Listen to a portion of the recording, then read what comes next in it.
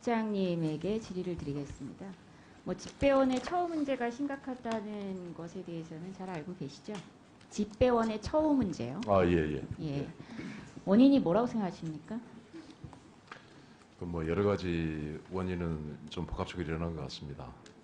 우선 구조적으로 환경이 많이 변하고 있어서 과거처럼 물량이 많이 줄고 있고요.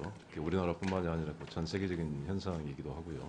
그러니까 우편 사업에 있어서의 물량이 줄어서 사실은 이제 적자가 누적되기 때문이다, 이런 말씀을 하시고 싶은 거잖아요. 사실 그 지적이 정확하긴 한데 또 조금만 더 들여다보면은 회계 처리 과정에서 이 충분히 우편 사업에 있어서의 적자를 손실을 보존할 수 있는 방안이 있음에도 불구하고 이게 좀 잘못 운영되고 있는 문제가 있다는 사실도 아시죠?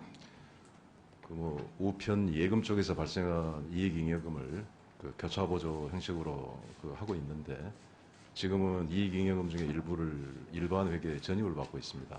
네네. 일반 전출을 하고 예, 있기 때문에 그게 문제가 되는 건데요. 자세한 말씀을 드리기 전에 한번 현황을 조금 더 되짚어 보도록 하겠습니다. 지금 과로사 문제가 굉장히 심각한데, 이 노동 시간이 보시면 2,700시간이 넘습니다. 연간 노동 시간이. OECD 그 평균 노동 시간에 비해서 연간 1,000시간 가까이를 더 많이 일을 하고 있고요. 1인당 하루 평균이 11시간이 넘습니다. 굉장히 심각하지 않습니까? 이쯤 되면은. 이러다 보니까 한 10년간 거의 160명이 넘는 집배원분들이 자살 혹은 교통사고로 인해서 사망을 하고 계시고요. 사실 이런 극단적인 어떤 노동 처우 문제를 개선하기 위해서 필요한 추가 인력 증원이 한 2,000명이다, 이렇게 분석된 내용도 있습니다. 잘 알고 계시죠? 예. 근데 파업도 사실은 추진했다가 노사 합의가 잘 돼서 접기도 했는데, 그 과정에서 우리 총리님 역할도 있었을 거라고 생각하고요. 총리실에서는 파업은 정리됐고, 그래서 처우 개선을 일부 약속을 했는데, 좀 그 내용이 지금 잘 진행이 되고 있다고 생각하십니까? 예, 현재 계획대로 진행이 되고 있고요. 노조에서 요청한 건 한 2,000명 정도 증원을 요구를 했는데, 그 한 절반 정도 하기로 합의를 했고요. 그다음에 속도가 그렇게 빠르고 만족스럽지는 못하지만 근로시간의 단축이라든가 주말 근무의 축소라든가 이런 것들을 단계적으로 해 나가고 있고요. 그다음에 경영상의 문제 해소하기 위해서 아까 언급드렸던 우편 예금의 이익잉여금 500억씩 이렇게 전입받던 거를 당분간 이 구조 조정 과정이 마무리될 때까지 중단하기로 결정도 하고 했습니다.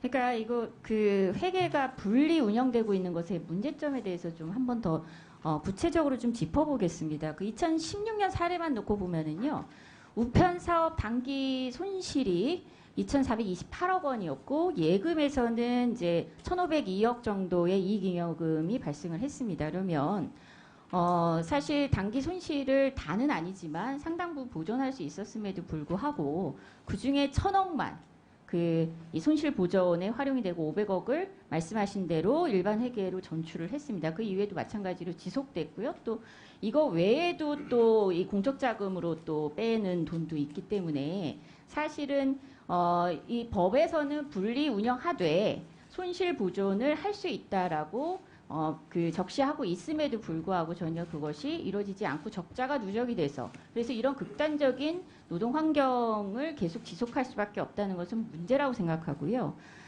이런 개선 방안에 대해서 구체적으로 갖고 계시기 때문에 더 말씀은 안 드리겠는데, 우려사항은 그거예요.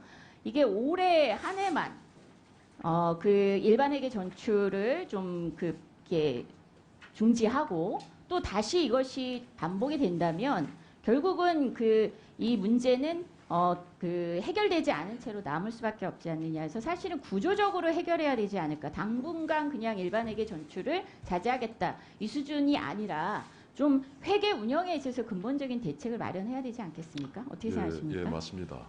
아시는 대로 기업 회계 특별회계를 하고 있기 때문에 올해 안에 적자가 되면 인건비도 줄 수 없는 그런 상황이기 때문에 당장에 이제 급한 단기 대책을 추진하고 있는 것이고요. 그 아마 이제 종합적으로 의원님이 제기하셨던 그 문제 포함해서 그 우편 사업 자체의 효율화하는 문제, 우편 요금의 문제 이런 것들을 종합적으로 검토를 해야 될 거고요. 그 영역도 동시에 진행이 되고 있습니다. 좀 장기적인 계획도 같이 그 수립해 나갈 그런 계획입니다. 예. 그리고 공정위원장님, 네. 그 하도급과 그 거래관행과 관련해서 그 벌점제도 운영하시잖아요. 네네. 뭐 실효성과 관련해서 뭐 여러 문제 제기가 있다는 점은 잘 알고 계시죠? 네네. 관련해서 그 이 시행령 개정 방안을 좀 마련 중이라고 알고 있는데 네네. 차후 계획을 조금 더 구체적으로 좀 말씀 좀 부탁드리겠습니다. 저희가 하도급 거래에 있어서 불공정 거래 관행을 갖다 해소하기 위해서 기업들에게 벌점제를 갖다가 적용을 하고 있습니다. 이 벌점제에 따르면은 뭐 이렇게 위반 유형에 따라서 벌점이 각각 부여가 되는데 그 전에보다 조금 달라진 게 뭐냐면은 벌점이 누산에서 5점 이상이면은 정부에서 실시하는 아니면은 공공기관에서 실시하는 공공 입찰에 대한 그러니까 참가 자격이 제한이 되는 게 있고요. 10점 네네 네네네 예예 저희들이 이 부분은 이제 그러니까 하도급 거래 관행을 갖다 개선하기 위한 실행으로서 이 벌점제를 갖다가 좀 강력하게 실행할 거 하나 하고요. 또 하나는 이 벌점제가 가지고 있는 또 네거티브한 모습도 있습니다. 왜냐하면 한 번만 잘못을 하는 경우에도 어떻게 보면은 공공입찰 자격이 제한이 되거나 아니면은 영업 정지가 되는 게 있기 때문에 실제로 하도급 문제를 갖다가 개선하는 기업한테는 점수에 있어서 감경 제도를 하려고 합니다. 그래서 실제로 문제를 해결하시는 사전적으로 이제까지 본인들이 만들었던 문제를 해결하는 기업에게는 새로운 기회를 주는 이런 방향으로 시행령을 갖다 개정하려고 노력을 하고 있습니다. 이어서 김병우 위원님 질의하시기 바랍니다.